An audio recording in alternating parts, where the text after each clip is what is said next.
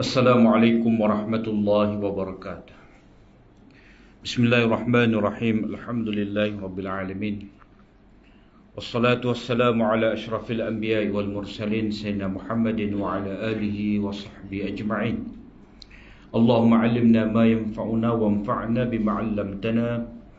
Allahumma faqqihna fid din wa 'allimna at-ta'wil wa zidna 'ilman ya rabbal alamin.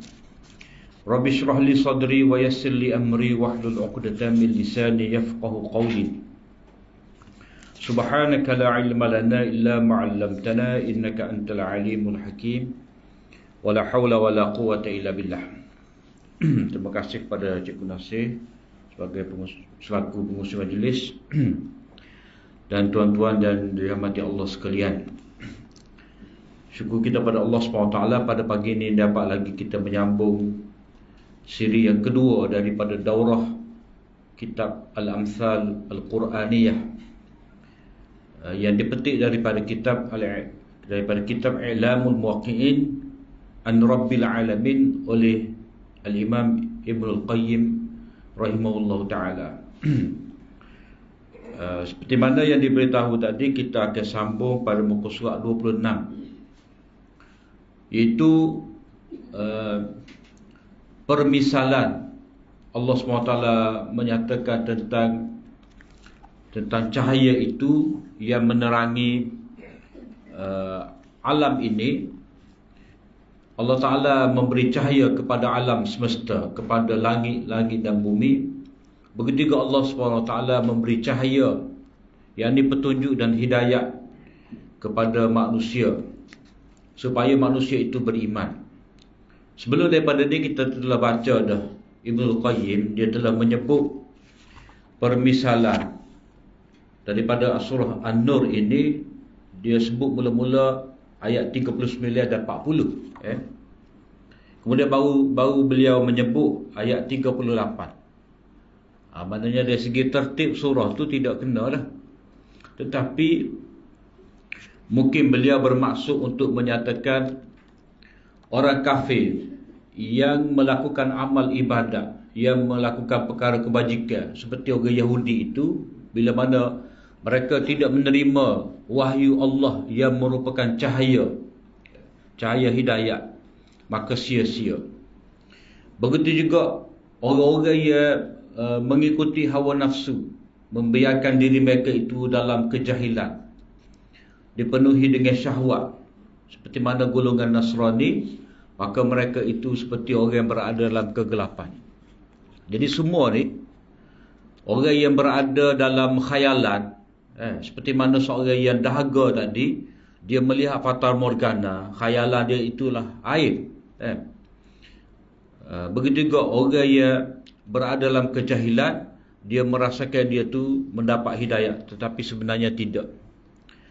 Jadi tidak manusia itu memerlukan kepada hidayat dari Allah SWT, seperti mana manusia perlu kepada cahaya dalam kehidupan.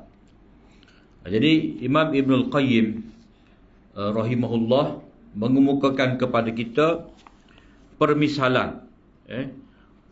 Allah SWT menyebut, a'udzubillahi minasyaitonirrajim, Allahu nurus samawati wal ard, mathalu nurihi kamishkatin fiha misbah, al-misbahu fi zujajah, az-zujajatu ka'annaha kawkabun durriyun yuqadu min syajaratin mubarakatin zaitunah la syarqiyatin wala gharbiyyah yakadu zaituha yudhi walau lam tamsashu nar nurun ala nur yahdillahu linurihi man yasha wa yadribullahu al-amthala lin-nas wallahu bikulli syai'in alim. Kita ambil situlah waktu yang lebih penting di sini.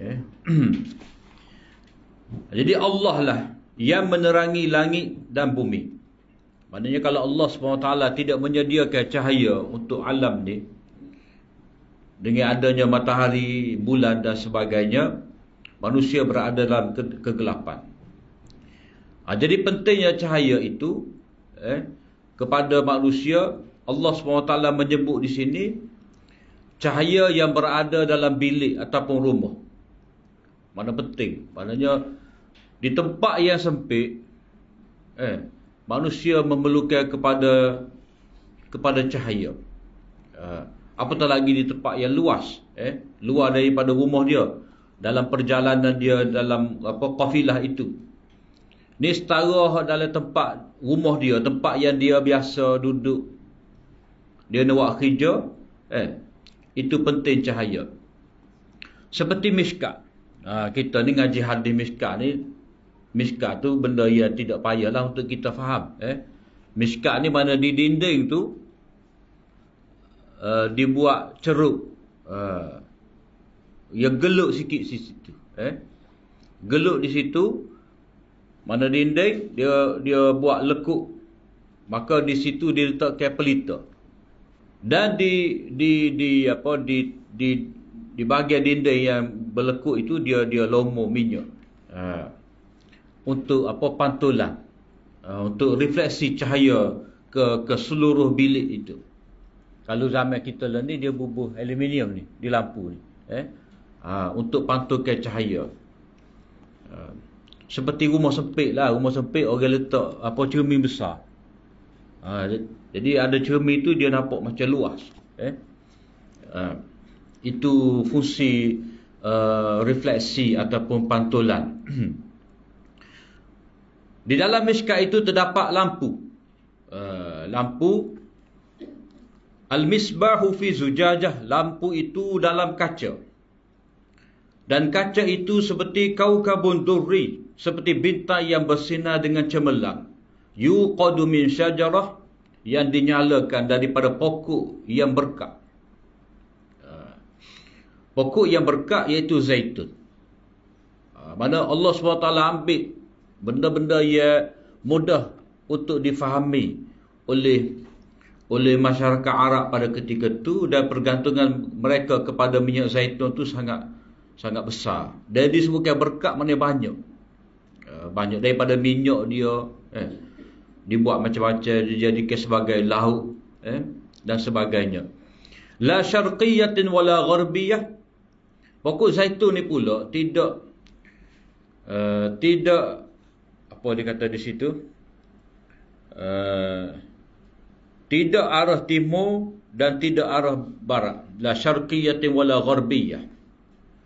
Maknanya ketika matahari itu naik, di sebelah timur tu tak kena cahaya pada dia.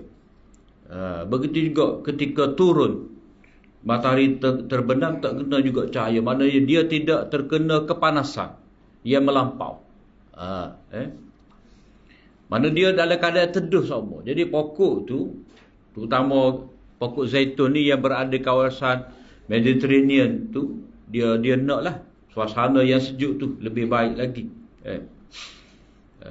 Yakadu zaituha yudi walau lam tamsas hunar.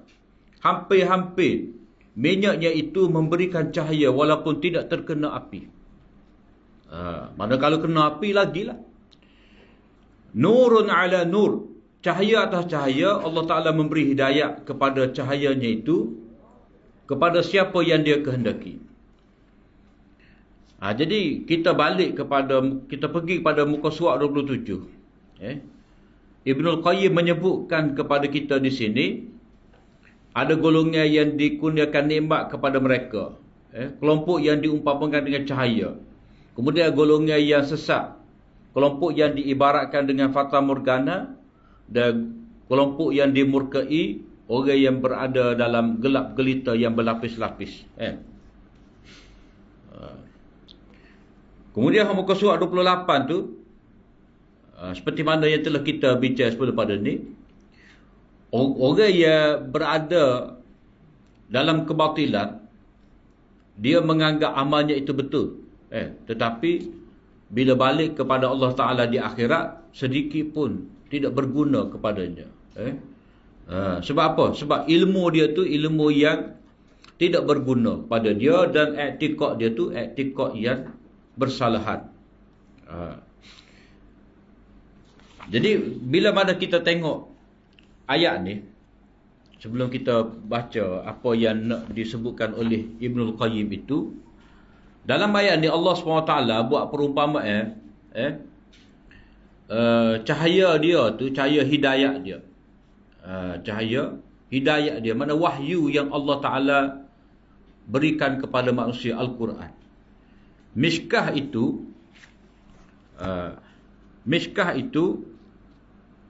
iaitu ibarat seperti dada orang yang beriman.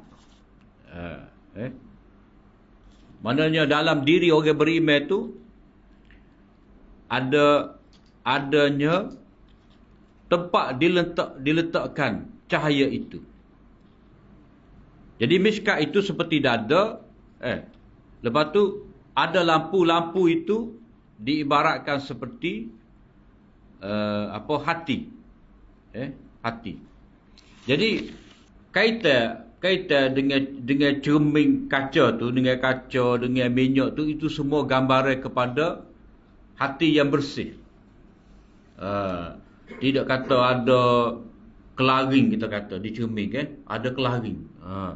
Bila kelaring juga, maka tidak dapat kita tidak dapat melihat dengan jelas.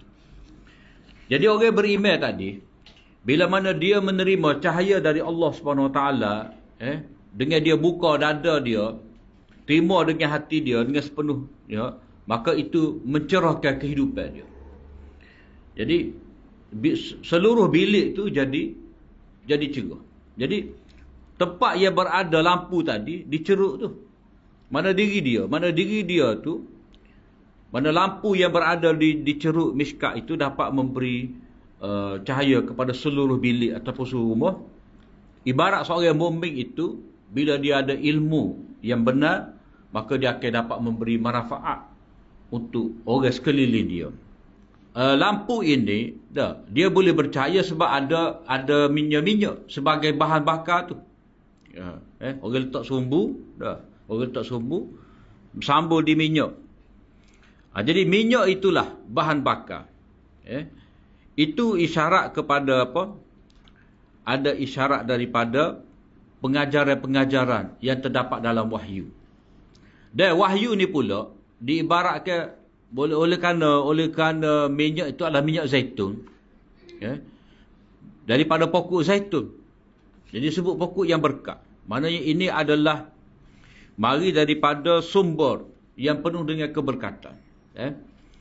Jadi wahyu itu diibaratkan seperti pokok. Wahyu diibaratkan seperti pokok, la syarqiyatin wala gharbiyah. Mana itu isyarat kepada wasatiyah. Sederhana, tidak ke kiri, tidak ke kanan, tidak ke depan, tidak ke belakang, tidak mencuaikan ataupun tidak terlajak. Maknanya ajaran wahyu ni dia wasati, tengah-tengah, seimbang, sempurna. Tidak seperti mana orang Yahudi ia banyak mencuaikan perintah-perintah Allah Ta'ala, dan tidak seperti mana orang Nasara yang melampau. Jadi minyak bergabung dengan api tadi, maka memberi cahaya, yang ini dapat menghasilkan iman, keyakinan kepada Allah SWT. Kemudian bahagian ayat yang Allah SWT menyebut, yakadu zaituha yudhi walau lam tamsas hunar. Walaupun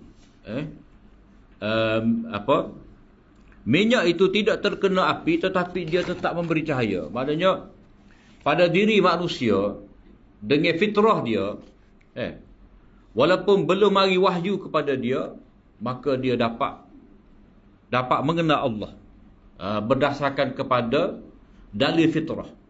Mana tertanam dalam diri manusia ni kecenderungan untuk bertuhan, dan dia mengaku ada pencipta yang maha sempurna. Itu fitrah dia. Jadi dengan ada fitrah ni, dia sudah cukup untuk mendapat hidayah. Maknanya itu akan menolak dia, supaya mendorong dia supaya mencari hidayah Allah Ta'ala melalui Al-Quran. Kemudian Allah Ta'ala kata nurun ala nur. Nurun ala nur. Mana dalam keadaan hatinya bersih, dia cuba kembali kepada fitrah, dalam keadaan dia mencari hidayah, mari pula pengajaran daripada wahyu ataupun hidayat tadi, maka bertambah teranglah kehidupan dia. Jadi nurun ala nur, cahaya akal, cahaya fitrah ditambah pula dengan cahaya hidayat, cahaya wahyu Allah. Jadi ini isyarat kepada kita bahawa orang-orang yang sesat, orang-orang yang tidak mahu beriman dalam keadaan jelas kebenaran, dalam keadaan jelas bukti tauhid itu, dalam keadaan terang diyakini wahyu daripada Allah SWT, tetapi dia tetap tidak mahu beriman, itu bermakna fitrahnya telah rosak, akalnya tu sudah tempang, sudah cacat. Itu secara kasar perumpamaan yang Allah SWT sebut di dalam ayat 38 surah An-Nur itu. Jadi balik kita kepada kitab ni, golongan yang kedua ni, disebabkan detuman ombak syak, keraguan dan ilmu yang rosak dalam hati golongan kedua, ia diumpamakan dengan detuman ombak di atas laut. Maknanya golongan yang kedua ni, golongan yang Allah SWT buat perbandingan mereka itu dalam keadaan kejahilan, jahil, dalam keadaan keraguan, meraba-raba mencari hidayah. Sebab apa? Dia tak boleh keluar, dia tidak mahu keluar daripada keadaan dia sesak tu. Sebab nak dapat hidayah ni, dia kena keluar daripada tempat yang gelap itu. Kena tinggal tradisi nenek moyang, apa jua kepercayaan sebelum pada ni yang tidak berasas, barulah seseorang itu dapat menemui jalan hidayah. Jadi oleh kerana kuat sangat tu ombak tu, maujun min fawqihi maujun, ombak demi ombak berlapis-lapis tu, yaghshahu maujun min fawqihi maujun min fawqihi sahab. Mana ombak tu berlapis-lapis, itu nak kita boleh faham macam mana, iaitu apa yang ada dalam hati orang yang sesat tadi, syubhat, keraguan, kejahilan, mana benda tu menyerang dia bertalu-talu, dan dia tidak mampu nak lawan, dia tidak mahu berusaha untuk keluar, maka kekallah dia tu dalam kebatilan, ikut hawa nafsu. Jadi Ibnul Qayyim menyebut di sini, kita kena renunglah tentang kedua-dua golongan tadi. Golongan yang beramal dengan tidak mengikut wahyu, tanpa ada kitab, tanpa ada iman, mereka hanya mengharapkan pahala, ataupun mereka hanya mengharapkan untuk mendapat faedah di akhirat. Sebenarnya tidak. Itu isyarat kepada golongan Yahudi lah. Walladzina kafaru a'malum kasarabin biqi'ah. Maksudnya kalau kita tengok orang Yahudi ni, memang kuat beramal, tapi banyak tak sempurna lah. Kalau kita tengok orang mana paling banyak baca kitab, orang Yahudi. Kalau tunjuk gambar sama tu, orang Yahudi bawa kitab kecil tu, dia baca Taurat, kocok pala-pala. Lepas tu hak ada atas altar ni, lembaran besar tu, siap dengan nunjuk baca tu ada. Tapi oleh kerana asas dia tidak ilmu yang benar, mereka hanya berasaskan kepada Taurat yang telah mengalami penyelewengan, telah ditahrif, maka mereka tidak menemui jalan yang benar. Tapi mereka berharap dapat pahala dengan amal mereka tu. Kalau orang Kristian ni, suasana dalam gereja nyanyi je, ceramah, ceramah tu macam-macam, atas penyampai, ceramah. Tetapi orang beriman tidak.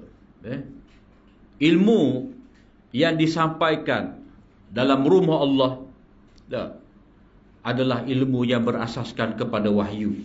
Sebab itulah dalam ayat yang ke-36 tu, fi buyutin azinallahu an turfa'a wa yuzkara fiha ismuhu yusabbihu lahu fiha bil ghuduwi wal asal. Maknanya kita boleh faham di sini, dalam rumah-rumah Allah Ta'ala telah izinkan, Allah Subhanahu Wa Ta'ala telah tetapkan, Allah Ta'ala telah perintahkan supaya dimuliakan dengan apa? Dan dibacakan padanya itu namanya. Namanya itu tauhid lah. Nama-nama Allah tu maknanya kita mensabitkan segala sifat-sifat kesempurnaan kepada dia, yusabbihu lahu, dan kita bertasbih. Pada nafi syirik. Nafi syirik. Bil ghuduwi wal asal, petang, pagi dan petang. Mana dalam rumah tu, fi buyutin, dalam rumah, sama ada masjid sebagai rumah Allah ataupun rumah kita. Rumah kita, maknanya dibacakan ayat-ayat Allah, supaya dapat dihayati sifat-sifat Allah, membersihkan diri daripada syirik. Jadi ayat 36 nak menyatakan bahawa manusia perlu mendapat hidayah. Ayat 37 itu, ayat 36 itu supaya manusia menyebut nama Allah yang terkandung di dalam wahyu. Dan yang ke-7 tu, rijalul la tulhihim tijaratun wala bai'un an zikrillah wa iqamis salah wa ita'iz zakah. Maknanya orang yang ada iman tadi, hendaklah dia meneruskan kehidupan dia tu dengan apa? Melakukan ibadat. Semaya, puasa, zakat, dan dia tidak dilalaikan oleh perniagaan. Kerana dia tetap berjual beli, meneruskan pencarian hidup. Itu yang kita kata apa? La syarqiyatin wala gharbiyah. La syarqiyatin wala gharbiyah. Maknanya walaupun diperintah supaya memakmurkan rumah Allah, dibacakan ayat-ayat Allah, manusia tetap dituntut supaya berniaga. Jadi sebut niaga ni tak sebut bercucuk tanah tu. Sebab niaga ni sudah cukup dah. Isyarat kepada semua aktiviti kehidupan manusia. Sebab apa? Sebab ada aktiviti kita kata pertukangan, pertanian, peladangan, peternakan, perikanan, semua ni dihidupkan oleh perniagaan. Sebab orang kalau nanam banyak-banyak tak makan dia saja, dia kena jual. Jadi tijarah ni, perniagaan ini akan menghidupkan semua aktiviti ekonomi yang lain. Pada Allah Ta'ala sebut ni je. Orang lain tu kita boleh fikir sendiri. Maknanya, kalau saya ni nanam lagu mana? Masuk dalam ganjaran ni juga kok. Masuklah. Sebab ini kira mewakili. Jadi di sini, lepas seseorang itu mendapat hidayah, dia beriman kepada Allah, tauhid kepada Allah, wa yuzkara fi asmu tu tauhid kepada Allah, maka dia beramal dalam keadaan dia mencari kehidupan dunia. Kemudian yakhafuna yawman tataqallabu fihi alqulub wal absar. Dia jaga, dia bimbang, ini orang panggil sebagai a'malul qulub, amalan hati dia. Walaupun dia dalam keadaan beriman, beramal, tetapi tetap hati dia takut pada Allah Ta'ala, dia tidak terpedaya dengan amal yang dia buat. Tataqallabu fihi alqulub wal absar itu adalah hari akhirat. Liyajziyahumullahu ahsana ma'amilu. Apa yang mereka buat tu, mereka dapat ganjaran pahala dari sisi Allah Ta'ala. Berbeza dengan orang yang buat kebaikan tadi, dalam keadaan dia tidak beriman kepada Allah. Mana mereka ni pasti mendapat balasan dari Allah SWT atas apa yang mereka buat, dan Allah Ta'ala tambahkan, gandakan. Jadi kita boleh nampaklah bahagian ayat 35-38 ini dah, itu sebagai muqabalah, perbandingan dengan ayat yang ke-39, 40. Yang mana au kazulumat tu, mana orang yang kekal berada dalam zulmat, sedangkan Allah Ta'ala telah beri cahaya hidayah melalui Al-Quran itu.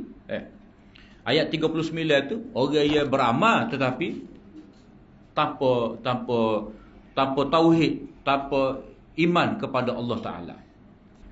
Kemudian Allah SWT, perenggan terakhir tu 28, mengapa manusia tu kekal dalam kejahilan, dalam kegelapan, dalam kesesatan? Sebab Allah Ta'ala tidak memberi cahaya kepada dia.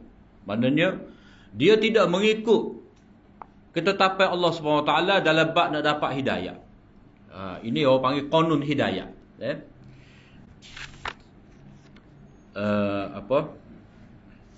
Yahdillahu linurihi man yasha. Allah SWT memberi hidayah kepada cahayanya orang yang dia kehendaki. Orang yang dikehendaki oleh Allah Ta'ala ni macam mana? Kehendak Allah Ta'ala macam mana? Maknanya dalam bab seseorang itu nak dapat hidayah, dia kena cari hidayah melalui ketetapan Allah Ta'ala. Kitab Taurat dan Injil pernah menjadi kitab hidayah. Min qablu hudan linnas, pernah menjadi kitab hidayah. Sekarang ni Allah Ta'ala tidak kehendaki kitab Taurat dan Injil itu menjadi hidayah. Kehendak Allah Ta'ala sekarang, Al-Quran itu kitab hidayah. Taurat dan Injil pernah menjadi kitab hidayah. Jadi orang Yahudi, orang Nasrani dia tak faham. Sebab apa? Sebab sudah tetapkan Allah Ta'ala, Taurat dan Injil habis dah. Tamat. Tarikh sah dia tu telah tamat dah. Sebab apa? Sebab tangan-tangan orang Yahudi sendiri. Dia telah meminda, memesuk. Jadi mereka tidak mendapat hidayah kerana Allah Ta'ala nak, yakni Allah Ta'ala akan memberi hidayah kepada siapa yang dia kehendaki, yakni mengikut undang-undang dia, ketetapan dia. Jadi ketetapan Allah Ta'ala macam mana? Hidayah sekarang ni melalui Rasulullah, melalui Al-Quran. Tamat dah tempoh bagi Taurat dan Injil. Sebab itulah di awal surah Ali Imran Allah Ta'ala kata min qablu hudan linnas. Sebelum ni dia berperanan sebagai hidayah, tetapi oleh kerana manusia telah mengabaikan hidayah tadi, seperti mana kalau manusia tu lampu tu dia telah rosakkan, jadi lampu tu tidak berfungsi lagi. Kemudian hadis sebelah ni, ini cerita hadis lah. Ibnul Qayyim ni dia kalau kira sebenarnya tak perlu dah bagi amsal Quran ni. Cuma pasal Ibnul Qayyim ni dia macam Ibnu Taimiyah juga. Bila dia nak bahas kan, dia bahas semua tu rapat dinding. Tapi tempat pendek-pendek. Sebab benda tu dia mari ilham kepada dia, mana cerita tulis. Sebab itulah Ibnul Qayyim, Ibnu Taimiyah ni dia tidak karang kitab kalau kata tafsir khusus dak. Tafsir khusus, syarah hadis khusus tidak. Tapi dia bahas satu masalah, dia boleh pergi dengan rapat. Ini berkenaan dengan ketetapan Allah Ta'ala lah. Takdir Allah Ta'ala berkenaan siapa yang mendapat hidayah dan tidak mendapat hidayah. Jadi bagi pihak Allah Ta'ala telah menurunkan wahyu, hidayah dia, dan bagi pihak manusia pula Allah Ta'ala telah berikan kepadanya itu akal, fitrah, ada pendengaran, ada penglihatan. Maka itulah ketetapan Allah SWT supaya manusia guna mata, akal, pendengaran itu untuk mencari hidayah. Kemudian surat 29 lagi. Kesimpulan daripada perenggan ni, Ibnul Qayyim nak menyatakan kepada kita bahawa dalam kehidupan manusia perlukan kepada cahaya. Kemudian orang yang beramal dalam keadaan akidah tidak betul tu, dia bayangkan fata morgana sebagai air. Lalu dia cari air. Sebab air itu adalah kehidupan. Jadi kehidupan manusia bergantung kepada cahaya, dan satu lagi bergantung kepada air. Kemudian Ibnul Qayyim dia cuba kaitkan dengan satu lagi ayat tentang perlunya manusia ni kepada apa yang dapat menjamin kehidupan dia, iaitu beliau mengambil petikan daripada surah An-Nahli. Itu Allah Ta'ala menyebut ruh. Allah Ta'ala mengaitkan wahyu dia tu sebagai ruh. Ruh kehidupan. Yunazzilul malaikata biruhi min amrihi ala man yasha'u min ibadihi.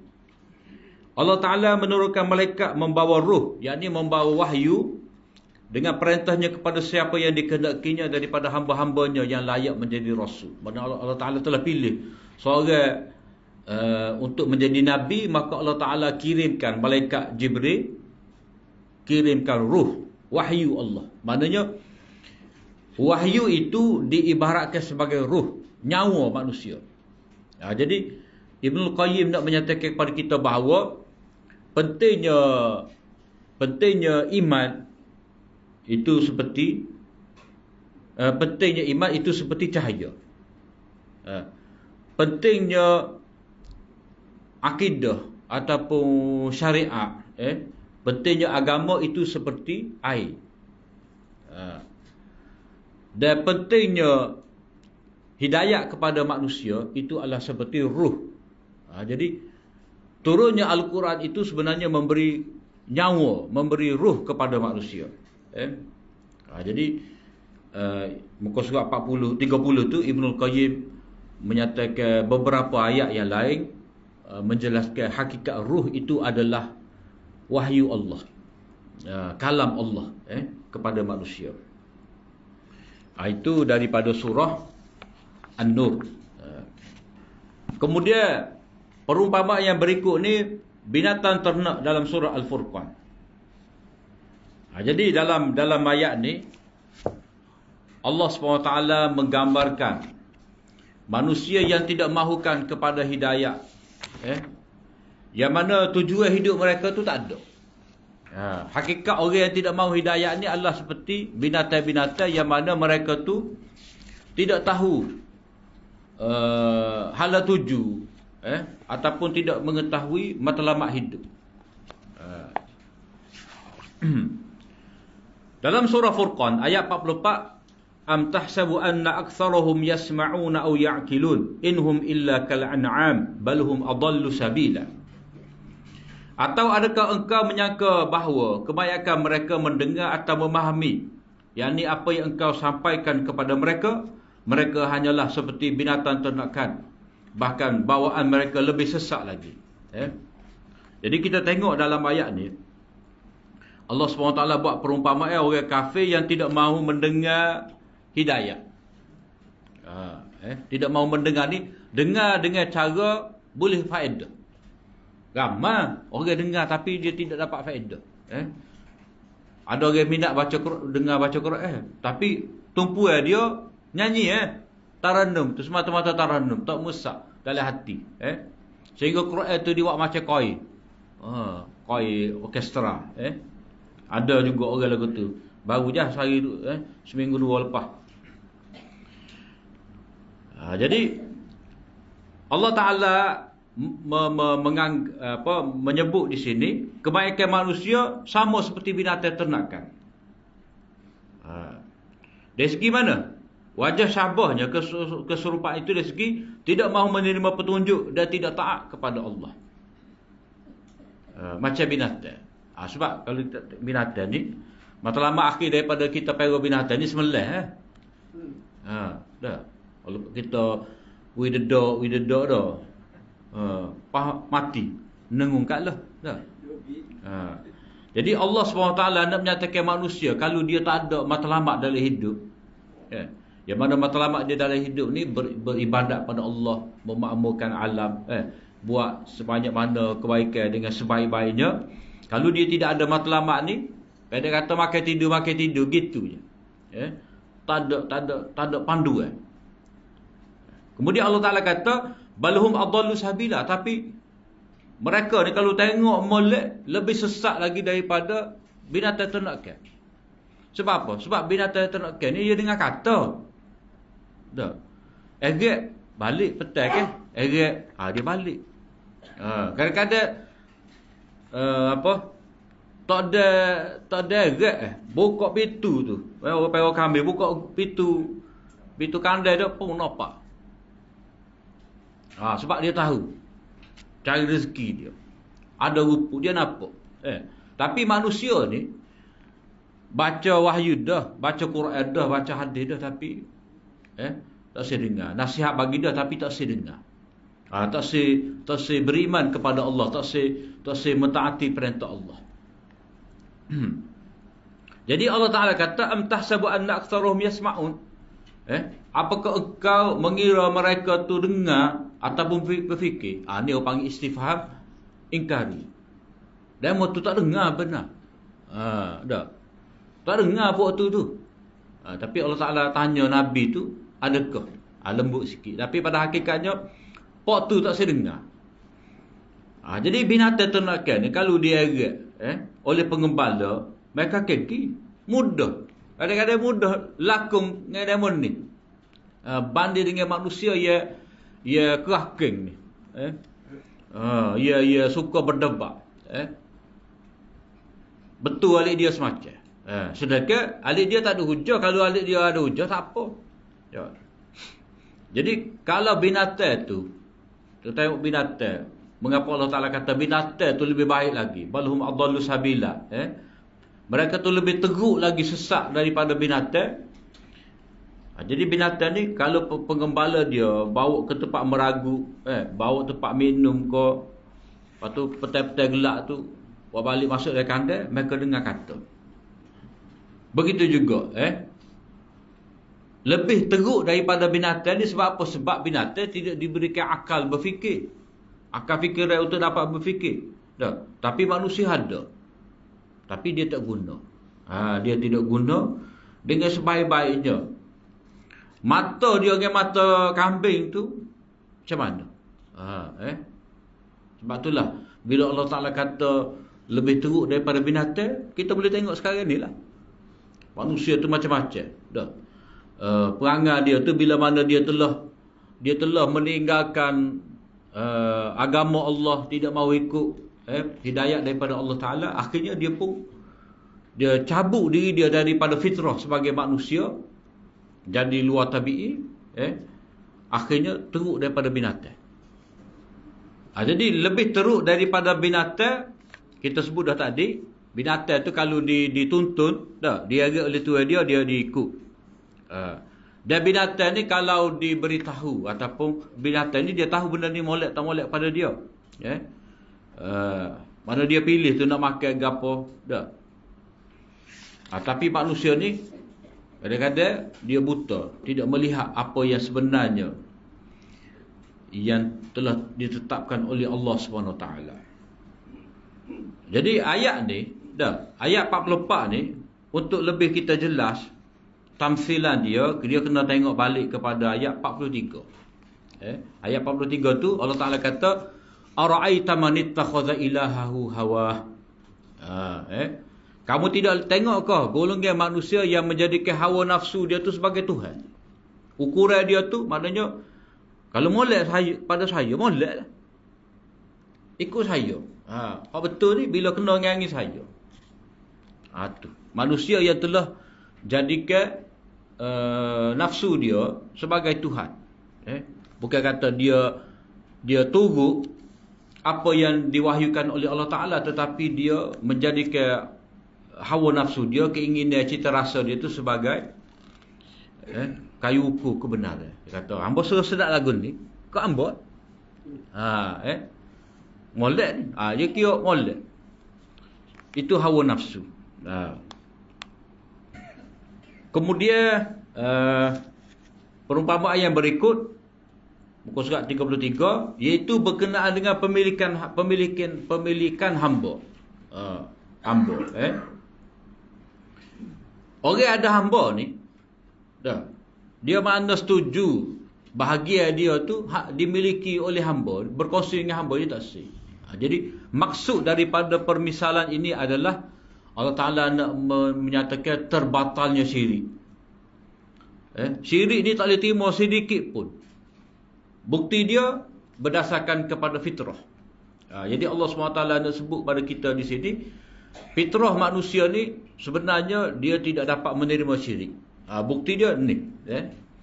Daraba lakum mathalan min anfusikum hal lakum mimma malakat aymanukum min syuraka fima razaqnakum fa antum fihi sawa'un takhafunahum ka khifatikum anfusakum kadzalika nufassilul ayati liqaumin ya'qilun. Allah mengemukakan kepada kamu satu misal perbandingan dari keadaan diri kamu sendiri. Mana dalam diri kamu, fitrah diri kamu, ya. Benda yang kamu boleh fikir, benda yang telah menjadi asam garam kehidupan kamu, pengalaman kamu.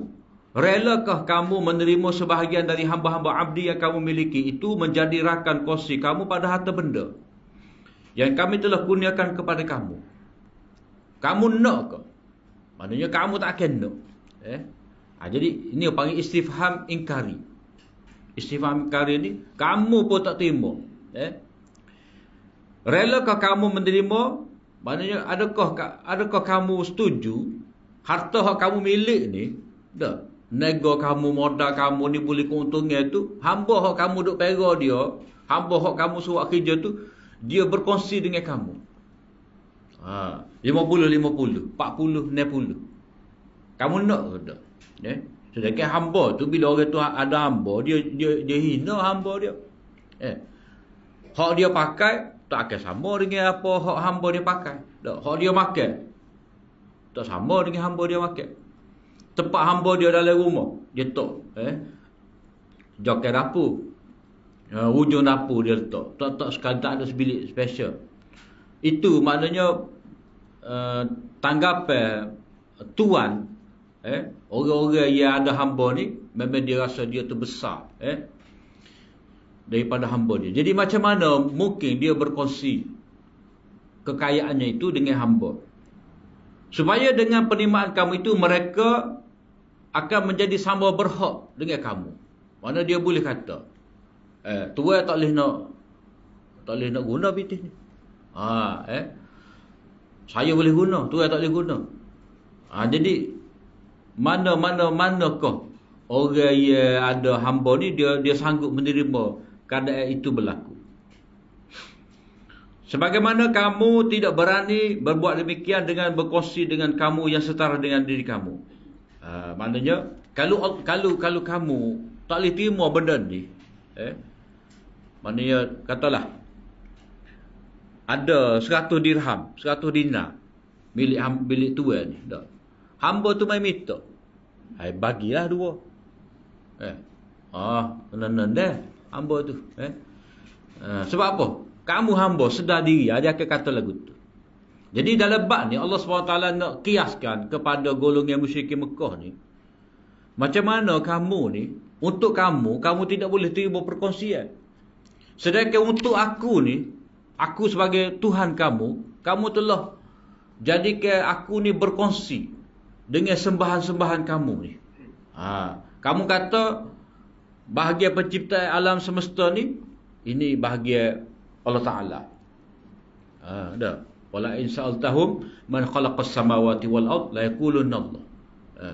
Mereka terima Allah Ta'ala sebagai pencipta, tetapi dalam bab memberi mudarat, memberi manfaat, mereka ada hajat, mereka nak mengabdikan diri, dah, maka mereka sembah berhala, Lat, Uzza dan sebagainya. Jadi kamu telah jadikan aku ni berkongsi dengan berhala-berhala. Kamu doa minta dengan aku, kamu doa juga minta dengan berhala-berhala. Jadi Allah Ta'ala kata, mana boleh lagu tu. Kamu sendiri tak terima. Dari segi kuasa mutlak tadi, hak mutlak untuk diibadat, itu adalah hak Allah Ta'ala. Tidak boleh diberikan kepada mana-mana rakyat kongsi, mana-mana sembahan selain daripada Allah Ta'ala. Jadi perenggan terakhir muka surat 35 tu, sekiranya kamu tidak suka hal tersebut berlaku pada diri kamu, perkongsian tadi, kamu tak suka, kamu berkongsi dengan hamba kamu, lalu mengapakah kamu menyekutukan aku tu kena huruf besar dah, dengan ciptaanku yang merupakan hamba yang aku miliki. Alik kamu tak sik, tapi apa kamu boleh letak kepada Allah Ta'ala. Dia satu lagi orang musyrikin Mekah ni, orang musyrikin Mekah ni dia tak sik kepada anak perempuan. Wa idza busyira ahaduhum bil untha dhalla wajhuhu muswadda. Bila diberitahu kepada mereka khabar gembira dapat anak perempuan, berkerut. Berkerut nak marah. Tak. Itu gambaran orang jahiliah bila dapat berita dia memperolehi anak perempuan. Dia tak suka. Tetapi mereka telah menjadikan malaikat-malaikat ni sebagai anak perempuan Allah. Mereka kata Tuhan ni ada anak perempuan, iaitu malaikat-malaikat. Jadi mereka tak suka untuk diri mereka ada anak perempuan. Tiba-tiba mereka kata Allah Ta'ala ada anak. Anak pula anak perempuan. Anak hak kamu tak suka. Anak hak mereka tak suka. Mana teruk keadaan mereka tu. Bila mereka mereka ada syirik yang sampai tahap tu. Hilang kewarasan akal. Jadi untuk mereka tak boleh terima, tapi mereka boleh letak kepada Allah. Jika hal ini adalah salah menurut fitrah dan akal kamu, lalu mengapakah kamu menghukumkannya sebagai harus untuk berlaku pada hak aku, sedangkan perkara yang kamu jadikan sekutu bagi itu adalah merupakan hamba kepunyaan ciptaanku. Maknanya tak patut manusia mensyirikkan Allah SWT. Dalam keadaan dia sendiri pun tidak dapat menerima. Kemudian perumpamaan keberdayaan hamba dalam surah An-Nahl. Keberdayaan ni istilah apa tahu ni? Boleh buat kerja lah. Hamba tu boleh buat kerja. Jadi ini juga, amsal ini juga dikemukakan oleh Ibnul Qayyim untuk membatalkan syirik. Allah Ta'ala mengemukakan amsal ini untuk membatalkan perbuatan syirik. Dan ini pun juga Ibnul Qayyim tidak mengikut tertib surah. Tadi surah Rum. Surah Rum juzuk 21 ni pergi ke juzuk 14 surah An-Nahl. Tetapi oleh kerana tema tu sama, tema nak menolak syirik, membatalkan syirik, maka dia pun mana teritah pada dia tu dia ayat selalu. Surah An-Nahl ayat 75-76. Daraballahu masalan 'abdan mamlukan la yaqdiru 'ala shay'in wa man razaqnahu minna rizqan hasana. Bunga tepi tu bunga typo tu. Aku kita rasa pelik dah. Wa man razaqnahu minna rizqan hasana fahuwa yunfiqu minhu sirran wa jahra. Hal yastawun? Alhamdulillahi bal aktsaruhum la ya'lamun. Wa daraballahu mathalan rajulaini ahaduhuma abkamu la yaqdiru 'ala shay'in wa huwa kallun 'ala mawlah aynama yuwajjihu la ya'ti bi khair hal yastawi huwa wa man ya'muru bil 'adli wa huwa 'ala siratin mustaqim. Allah memberikan satu misal perbandingan. Seorang hamba abdi yang menjadi milik orang, yang tidak berkuasa melakukan dengan bebasnya sesuatu pun. Dan seorang lagi yang kami kurniakan kepadanya pemberian yang baik, yakni harta kekayaan dari kami, maka dia pun membelanjakan hartanya dengan bebasnya. Sama ada secara bersembunyi atau terbuka, adakah kedua orang itu sama? Segala puji bagi Allah, dan Allah jualah yang berhak disembah, tetapi kebaikan manusia yang musyrik itu tidak mengetahui hakikat tauhid itu. Dan apa? Allah memberikan satu misal perbandingan lagi. Dua orang lelaki, salah seorangnya kelu pekak dari semula jadinya, tidak dapat menyatakan apa yang difikirkannya dan tidak dapat mendengar apa yang dikatakan kepadanya. Ia pula menjadi beban kepada orang yang menjaganya. Kemana saja ia diarahkan pergi oleh penjaganya, dia tak dapatlah dia membawa sesuatu yang berfaedah. Adakah dia yang demikian sifatnya sama seperti orang yang boleh berkata-kata serta dapat menyuruh orang ramai melakukan keadilan, dan ia sendiri pula berada di atas jalan yang lurus, jalan yang benar. Waktu tu dia ada istilah istilah natil. Waktu takut peling pula.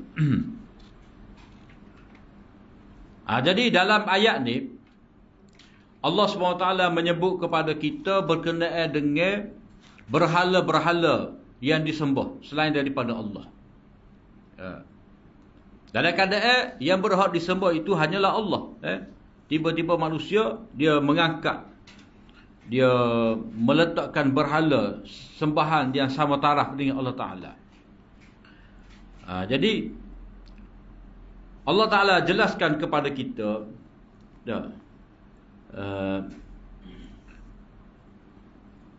hamba-hamba ni seperti berhala-berhala tu seperti hamba yang dimiliki. Mana tak ada kuasa. Mana kalau berhala tu, siapa dia buat berhala?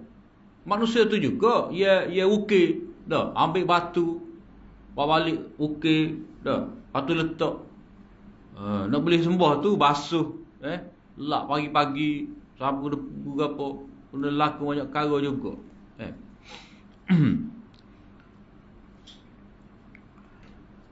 Jadi hamba berhala yang disembah itu ibarat seperti hamba yang dimiliki, tak ada kuasa. Sebab kalau dia katalah hamba tadi dia pergi ambil upah, ambil upah hukah watama, boleh pitih tu dia kena suruh kepada tuan dia. Dia dalam sirah ada Abu Tabah. Abu Tabah tu dia bekal, dia hamba. Jadi dia hamba, dia ambil upah, dia kena atas tu upah bekal oleh kepada tuan dia. Jadi orang ada hamba ni dia ambil upah. Begitu kalau kita belajar bab janais kan, orang ada hamba ramai-ramai tu, hamba tu kerja dia apa? Pergi jerit orang mati, teriak orang mati, boleh upah situ. Buat balik kepada tuan dia. Ataupun tuan hamba tu dia jadikan hamba tu sebagai pelacur, boleh pitih, dia ambil ke dia. Itu nak menyatakan kepada kita bahawa hamba ni, bila dia tu hamba dimiliki oleh orang, dia tidak ada kuasa, dia kena dengar je, bertindak mengikut tuan dia. Maka begitu juga berhala yang disembah ni, dia tak lewat apa. Nak disembah tu berada di atas altar dia tu, kena penyembah diangkat. Gapo lagi maknanya dia tak boleh buat apa-apa, tidak memberi sebarang mudarat, sebarang manfaat. La yaqdiru ala syai', tak boleh nak buat apa. Berhala yang disembah ibarat seperti hamba yang tidak dapat melakukan apa sahaja. Bandingnya dengan apa? Wa man razaqnahu minna rizqan hasana. Orang yang kaya, yang ada rezeki, dia boleh membelanjakan ikut banyak mana dia boleh bagi. Tak kira orang tahu kau tak tahu kau, dia membelanjakan. Pas upah, tak akan upah. Maknanya segala puji bagi Allah, penjelasan tentang tauhid telah selesai dengan mudah. Ni berhala tak boleh nak buat gapo. Ni Allah Taala yang Maha Kuasa. Ia mengatur urusan kehidupan manusia, yang memberi mudarat, yang memberi manfaat kepada manusia. Minta dengan Allah, bukan minta dengan berhala. Jadi kalau kamu minta dengan berhala, ibarat seperti hamba ia mana tak boleh nak buat apa-apa terhadap diri dia, harta tuan dia. Jadi Allah SWT menyatakan diri dia tu, kalau kamu nak faham tentang aku ni sebagai Tuhan kamu tengoklah. Seorang ia ada kekayaan dan dia dermawan dalam membelanjakan harta dia. Kadang-kadang tak ada minta buid tu. Tu orang dermawan. Dah. Orang dermawan ni tak ada orang tanda tangan, dia sudah bagi dah. Jadi perkara tauhid jelas. Kemudian satu contoh lagi.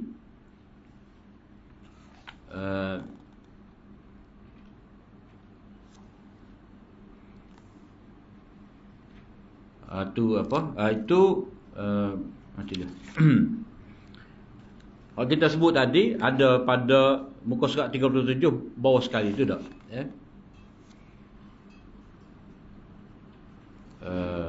Begitu juga muka surat 38 Kata dia tafsiran yang disebut itu merupakan pandangan Mujahid dan lain-lain bagi perumpamaan itu. Itu pendapat Mujahid, anak murid Ibnu Abbas. Ibnu Abbas sendiri pula kata, perumpamaan itu dibuat oleh Allah dalam membandingkan antara orang mukmin dan orang kafir. Jadi ada dua tafsir di sini. Daraballahu masalan abdan mamluka tu, itu contoh perbandingan antara orang kafir dengan orang mukmin. Itu pendapat Ibnu Abbas. Pendapat Mujahid, anak murid tadi dah. Mujahid ni anak murid Ibnu Abbas. Mujahid kata itu adalah perbandingan berhala dengan Allah Ta'ala.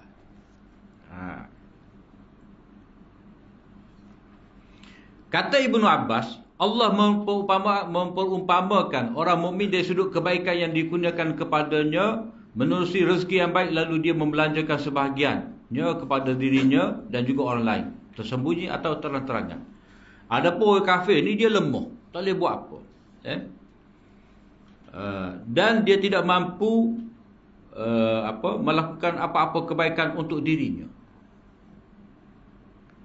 Cuma dalam konteks ni, Ibnul Qayyim dia mentarjihkan, dia memilih pendapat Mujahid.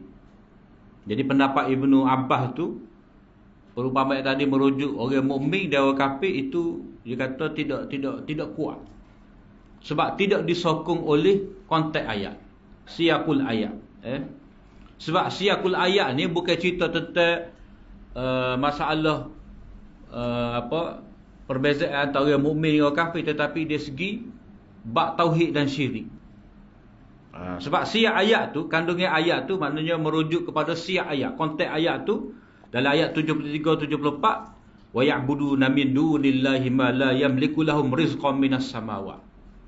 Mereka itu menyembah selain daripada Allah Ta'ala yang mana sembahan-sembahan itu tidak dapat memberikan rezeki kepada mereka. Jadi konteks ayat ataupun siyak ayat itu dia tidak menyokong tafsiran Ibnu Abbas, tetapi lebih sesuai dengan tafsiran Mujahid. Ini perbahasan usul tafsir lah. Perbahasan usul tafsir macam mana? Kadang-kadang ahli tafsir ni dalam menafsirkan ayat mereka tidak sependapat. Tu kata gini, kata gini, kata gini. Lepas tu kita nak pilih yang mana? Kena tengok balik siyak dan sibak ayat. Konteks ayat tu Allah Ta'ala cerita ke apa? Jadi kalau kita memberi tafsiran yang tidak ada kena-mengena dengan konteks ayat, maka tafsiran itu tidak tepat. Boleh, tapi dia panggil makna yang kedua, bukan makna asal. Makna sampingnya. Kalau makna asal hendaknya gapo? Allah Ta'ala nak menolak perkara syirik.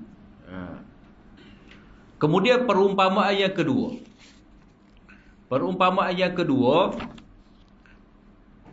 juga perumpamaan yang dibuat oleh Allah berkenaan dirinya dan mengenai perkara yang disembah selain daripadanya. Berhala yang disembah selainnya itu diumpamakan dengan orang yang kelu, pekak, tidak memahami dan tidak boleh bercakap. Tak boleh kecek. Ni kita tengok sendirilah cerita Nabi Ibrahim tu dah. Apa tak dengar kata, tak apa layar dia kecek, dia pun buih seputih.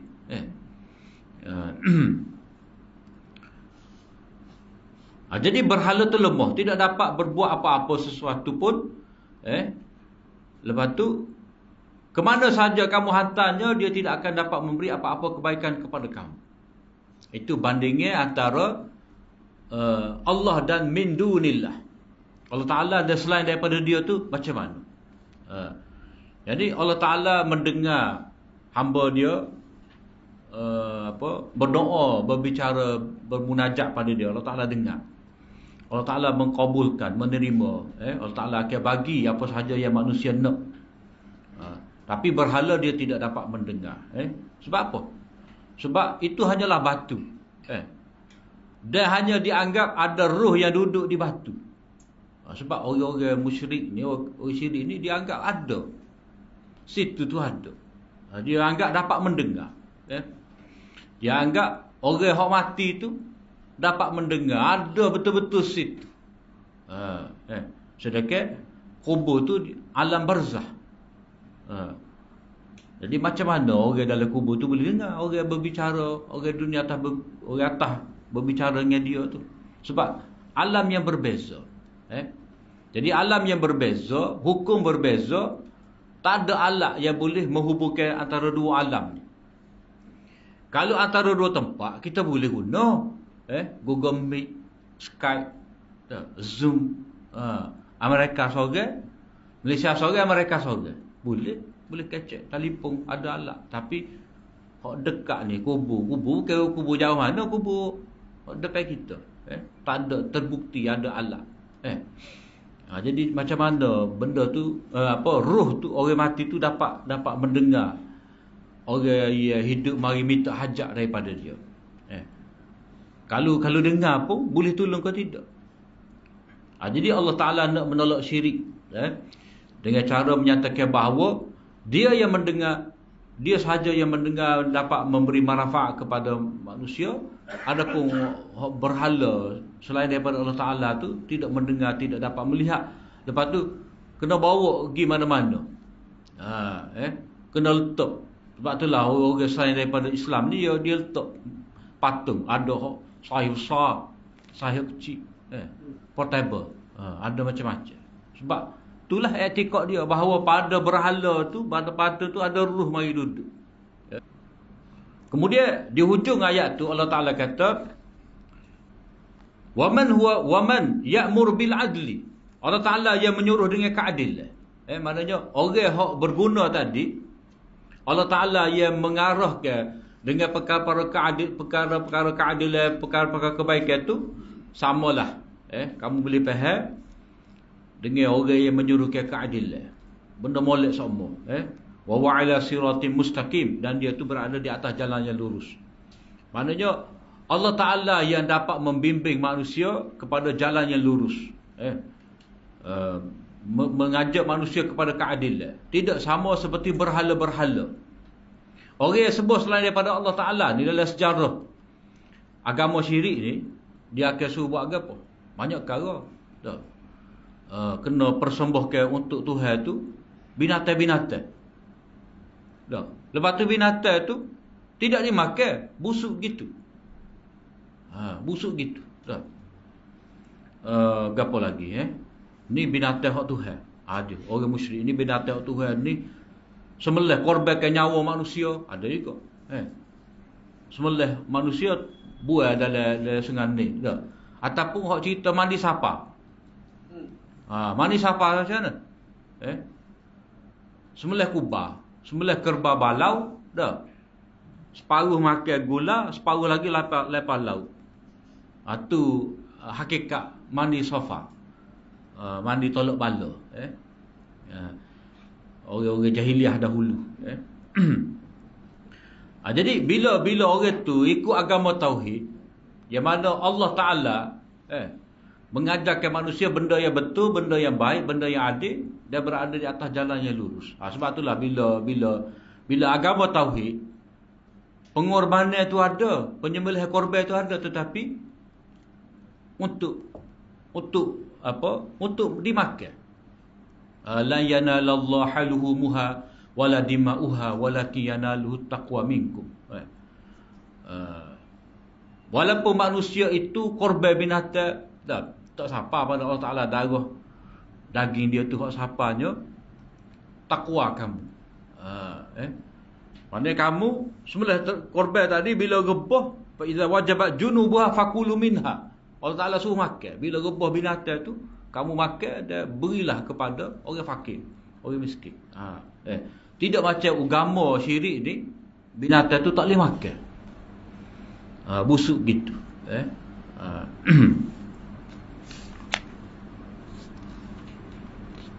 Itu bandingnya dia.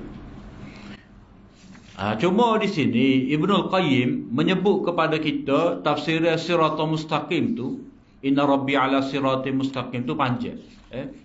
Asal tu boleh baca. Cuma kita boleh sebut ginilah sebagai kesimpulan, Allah SWT sebagai Rabb, sebagai Tuhan yang berhak disembah. Dialah yang menurutkan, dialah yang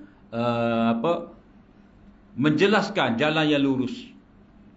dialah yang mensyariatkan agama kepada manusia, yang membawa manusia kepada keadilan, yang membawa manusia kepada rahmat dan kebaikan. Itu cara yang betul. Panjang situ, bab siratal mustaqim tu. Cuma balik muka surat 37 ni, ini dia payah sikit. Kedua-dua perumpamaan dalam dua ayat ini mengandungi dua jenis kias akas, iaitu penafian hukum pada kes baharu dengan kerana ketiadaan illah, dan mujib hukum kes asal pada kes baru itu. Terdapat dua jenis kias, kias tord dan kias akas. Ni bagi usul fiqh ni. Bagi usul fiqh ni nak urai ke tak? Ginilah kita ayat mudah lah. Kias tordi ni, antara dua benda tu dia ada persamaan. Ya, ada dua persamaan. Tetapi kita akan buat hak mana tidak berkenaan. Cuma kalau orang tu salah tanggap, dia akan pilih satu benda dia, dan dia anggap itulah tempat yang dikatakan ada persamaan ataupun ada illah. Macam contoh di antara kita kata air Coke, air Coca-Cola dengan air root beer, arak ni, khamar. Dua tu kalau kita tengok dari segi buih sama buih, warna pun hampir sama. Jadi kalau orang tu kata Coca-Cola itu haram juga, air Coke tu haram juga, dengan disebabkan buih, dengan disebabkan warna, itu adalah kias yang tidak tepat. Kias yang tepat macam mana? Tak boleh nak kias lah. Sebab apa? Sebab pada arak itu, pada khamar itu, dia ada sifat iskar, menggila, menyebabkan orang mabuk. Pada Coke ni tak ada mabuk, minum 2 botol pun tak mabuk. Cuma lah, sedawa tu, diabetes, macam manis tak? Dari segi memabukkan tidak. Jadi orang yang anggap haram Coke itu hanya kerana warna, hanya kerana buih, itu tak tepat. Tak tepat. Jadi itu panggil kita kena ketepikan illah yang tidak berkenaan itu. Kemudian kias akas. Kias ini menjadikan penafian hukum pada kes baru kerana ketiadaan alasan hukum padanya. Ni ke apa ni? Dia panggil reverse. Kias reverse juga. Ni lagu mana? Iaitu mensabitkan lawan hukum kerana terdapat lawan pada illah. Ni macam mana ni? Contoh dia ayat Quran ni, apa? Afala yatadabbaruna al-Quran walau kana min indi ghairillahi lawajadu fihi ikhtilafan katsiran. Apakah mereka itu tidak tadabbur, cuba memahami, merenung makna-makna Al-Quran? Kalau mereka itu kalau afala yatadabbaruna al-Quran walau kana min indi ghairillah. Kalau Al-Quran itu tidak daripada Allah, maka kamu akan dapati banyak perbezaan, perselisihan, percanggahan. Jadi sekarang ini tak ada percanggahan. Maka sabitlah bahawa Quran itu dari Allah. Itu dia panggil kias akas.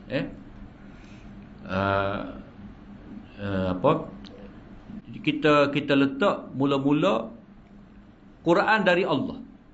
Kalau tidak dari Allah akan ada percanggahan. Jadi sekarang tak ada percanggahan, maka Quran itu dari Allah Ta'ala. Dia macam satu hadis, inilah hadis masyhur, hadis sedekah tu. Wa fi bud'i ahadikum sadaqah. Pada kemaluan isteri kamu tu sedekah. Ni kias akas juga ni.